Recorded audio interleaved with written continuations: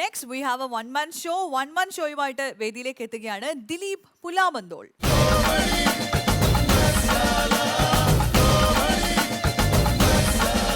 ദിലീപേ, നമസ്കാരം. നമസ്കാരം.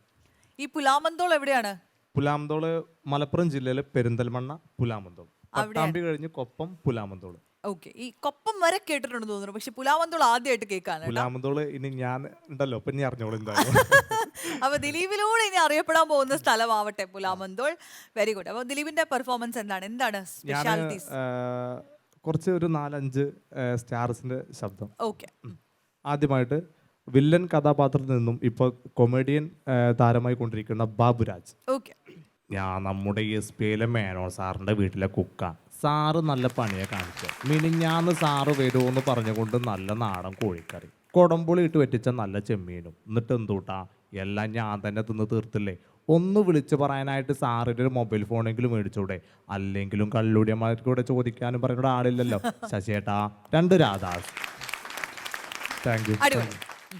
അടുത്തത് ശശി കല്ലിങ്കൽ. ഓരോരുത്തരുമാര് വന്ന് ചോദിക്കാം, പത്മശ്രീ ഉണ്ടോ? ഞാനിത് ഇവിടെ നിർത്ത് കൊടുക്കാനാ. നമുക്കൊരുമിച്ച് ഡാൻസ് കളിച്ചാലോ? Made for each other. ചലക്കാണ്ട് പോടെ ഓടുന്നു. അടുത്തത് ലാൽ ജോസ് സാറാണ് ഡയറക്ടർ. നമ്മുടെ തിയേറ്ററിൽ കാണുമ്പോൾ ഒരു പരസ്യം ഉണ്ടല്ലോ, ശ്വാസകോശം സ്പോഞ്ച് പോലെയാണ്. ഇത് നമ്മുടെ ഡയറക്ടർ ലാൽ ജോസ് സാറെ പറഞ്ഞ അങ്ങനെ നോക്കണം. അതായത് വളരെ വ്യക്തമായി പറയുകയാണെങ്കിൽ ശ്വാസകോശം സ്പോഞ്ച് പോലെയാണ്. ഒരു ശരാശരി പുകവലിക്കാരന്റെ ശ്വാസകോശ കറയിൽ അടഞ്ഞു കൂടിയിരിക്കുന്ന കറ പുറത്തെടുത്താൽ ഏകദേശം ഇത്രത്തോളം വരും. ഇത് മതി നിങ്ങൾ രോഗിയാക്കാൻ, ഒരു വലിയ രോഗി. ഇനി ഡയറക്ടർ രഞ്ജിത്ത് സാർ. ഞാൻ ശ്രമിക്കുകയാണ്, ആദ്യമായിട്ടാണ് ഈ ഫ്ലോറിൽ വെച്ച് ശ്രമിക്കുകയാണ്. ഒരു നല്ല നടനാകണമെങ്കിൽ ജീവിതാനുഭവം വേണം, നിരീക്ഷണ ബോധം വേണം, നമുക്ക് ചുറ്റുമുള്ള കഥാപാത്രങ്ങളെ പഠിക്കുവാനുള്ള മനസ്സ് വേണം. മോഹൻ, നിങ്ങളൊരു നല്ല നടനായി കാണാൻ ആഗ്രഹിച്ചിട്ടുണ്ടെങ്കിൽ തീർച്ചയായും നിങ്ങളൊരു നല്ല നടനായിരിക്കും. അടുത്തത് നമ്മുടെ ഇപ്പോഴത്തെ യങ് സ്റ്റാർ മമ്മൂക്കയുടെ പുത്രൻ ദുൽഖർ സൽമാൻ. യങ് സ്റ്റാർ മമ്മൂക്കയുടെ പുത്രൻ ദുൽഖർ സൽമാൻ, അങ്ങനെ പറഞ്ഞാലും കറക്റ്റ് ആണ്. ശരി, DQ. നിങ്ങൾക്കൊരു കാതറിയോ? ഇതൊന്നൊരു കഥല്ലേ പൂപ്പ.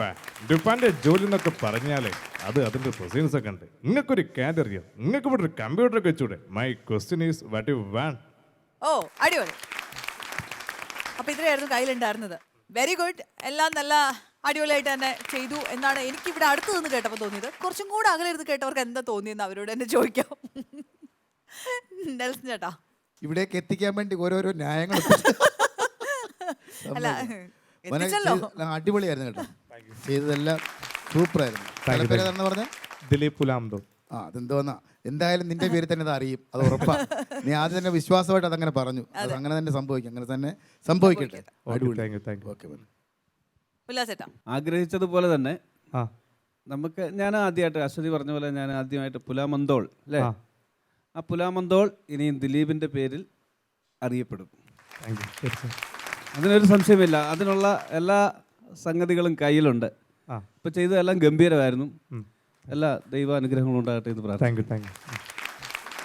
ഓക്കെ ദിലീപ്, അപ്പൊ വീട്ടിലെല്ലാവരോടും പ്രത്യേക അന്വേഷണം പറയാ, തീർച്ചയായും നാട്ടുകാരോടും പറയാ. തീർച്ചയായും പുലാമന്തോളിന്റെ പേര് ഇവിടെ എത്തിച്ചതല്ലേ, അപ്പൊ അതുകൊണ്ട് എല്ലാവരോടും ഞങ്ങളുടെ അന്വേഷണം പറയാ.